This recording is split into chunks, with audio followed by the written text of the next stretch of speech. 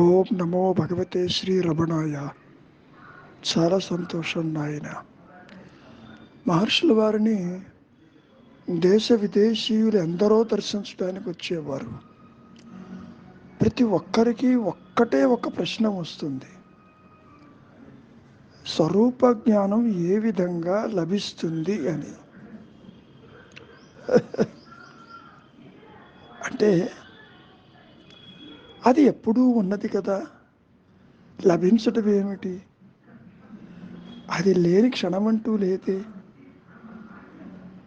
దాన్ని నిరూపించటానికి ఎలా కుదురుతుంది?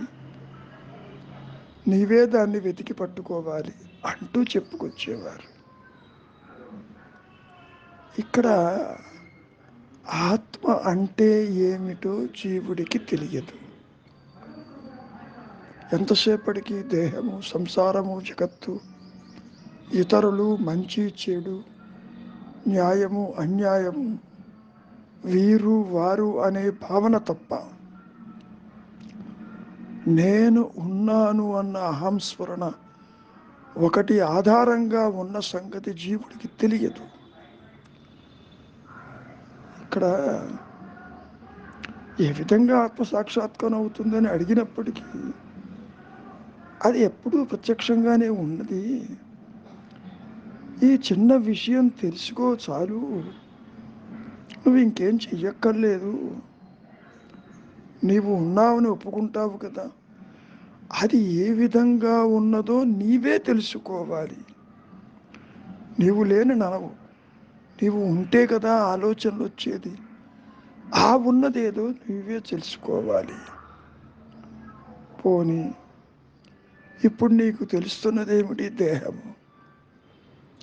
ఇదే దేహము నిద్రావస్థలో నీవు నిద్రపోతున్నప్పుడు మరి దేహస్ఫురణ లేకపోయినా నీవు ఉన్నావు కదా. కాబట్టి కొత్తగా ఏదీ రాదు. నిద్రలో ఉన్న నీవే ఈ జాగ్రత్తలో కూడా ఉన్నావు కదా. కాబట్టి నీవు ఎందుకు అనవసరంగా పరిమితం చేసుకోవాలి?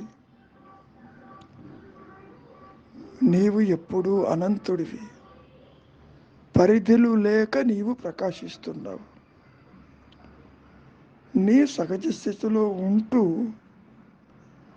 మరి మెలకువ రాగానే నిద్ర నుంచి ఎందుకీ దేహానికి పరిమితమై విలపిస్తావు? అసలు ఎప్పుడైనా దేహం చెప్పిందా అది నేనని? లేదు కదా. ఆత్మకి చెప్పాల్సిన అవసరం లేదు. అది ఎప్పుడూ తనకు తానుగానే ప్రకాశిస్తూ ఉన్నది. కనుక ఒక మాయా నేను, దాన్నే మనం ఇటు జడము కాదు, అటు చైతన్యము కాదు, మధ్యలో అది తల ఎత్తి నేను ఉన్నాను అనేటటువంటి దేహాత్మ బుద్ధిని కలిగిస్తూ ఉంటుంది. దాన్నే మహర్షుల వారు మాయా నేను అని, లోయర్ సెల్ఫ్ అని, ఆర్టిఫిషియల్ సెల్ఫ్ అని, పిశాచమని, ఉనికి లేనిదని ఈ విధంగా చెప్పటం మనం చాలాసార్లు విన్నాము. ఇక్కడ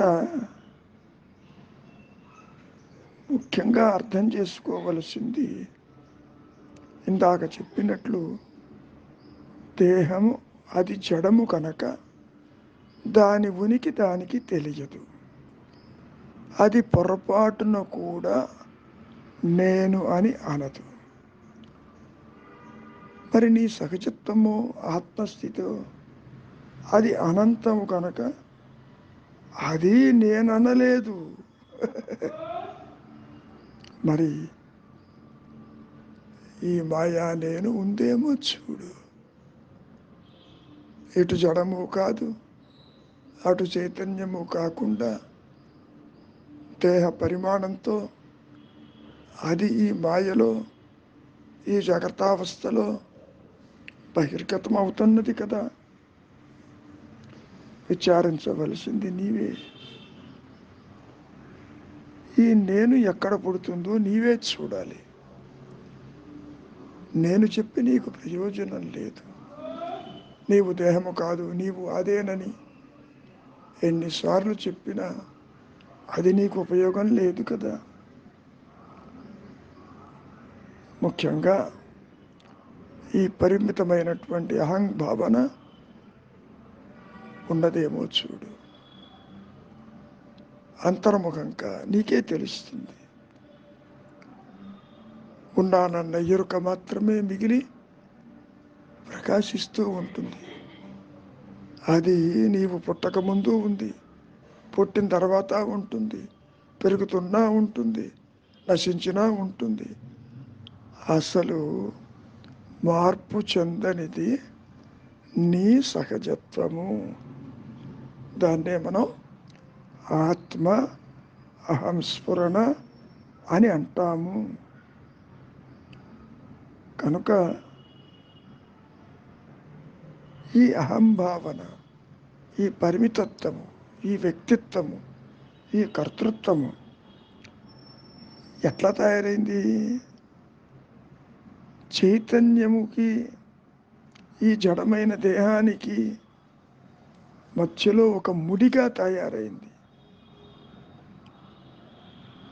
మరి నీవు దేహం కాకపోతే నీవెవరివి? అది నీవే కనిపెట్టాలి.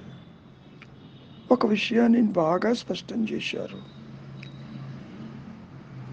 నీ సహజత్వము బయట నుంచి రాదు, ఇతరులు నీకు అందించరు, గురువు ఇచ్చే ప్రసక్తే లేదు. దాని రాక నీ లోపలే ఉన్నది. ఒకవేళ బయట కనుక ఉంటే దాన్ని తీసుకుని నీ చేతిలో పెట్టవచ్చు. నీలోనే ఉన్నదాయే, నీవే కనుక్కోవాలి. నేను ఎంత చెప్పినా అది నీకు నిరుపయోగము. చూచే నేను ఇప్పుడు ఎలా ఉన్నది? పరోక్ష జ్ఞానము కలిగి ఉన్నది. ఇంద్రియాల ద్వారా, మనస్సు ద్వారా, బుద్ధి ద్వారా జగత్తుని, సంసారాన్ని చూస్తున్నావు కదా. ఆ చూచే నేను కాసేపు చూడకుండా నిలిచి ఉండు. వృత్తిరాహిత్యమైన మనస్సు అది మూలంలోనే ఉంటుంది, ఇంకెక్కడికి పోతుంది. అదే ఉన్నానన్న ఎరుక. ఒక్కసారి అంతర్ముఖమై చూడు, చింతావిహీనమై చూడు, దృశ్యవారితమై చూడు. చూచే నేను ఇప్పుడు కూడా జ్ఞానమే. అది కాకపోతే సాపేక్షము, పరిమితమైనది. దేహాత్మ బుద్ధితో ఆత్మను గుర్తించటం కుదరదు. దీన్ని పూర్తిగా విడనాడాలి. భావశూన్యానికి రాపక తప్పదు. ఆ నిశ్చలత్వంలో నేను ఉన్నానన్న ఎరుక మాత్రమే నీ సహజత్వంగా అది ప్రకాశిస్తూ ఉంటుంది. ఏది కొత్తగా రాదు. తత్వవసి వాక్యము నీవు అదేనని చెబుతూ ఉన్నది. నీకు నీవుగా నిలిచినప్పుడు నీ దేహం ఎక్కడ, జగత్తెక్కడ, నువ్వు అనుకునే గురువు ఎక్కడ, మరి దైవం ఎక్కడ? అన్నీ అదృశ్యమైపోతున్నాయిగా.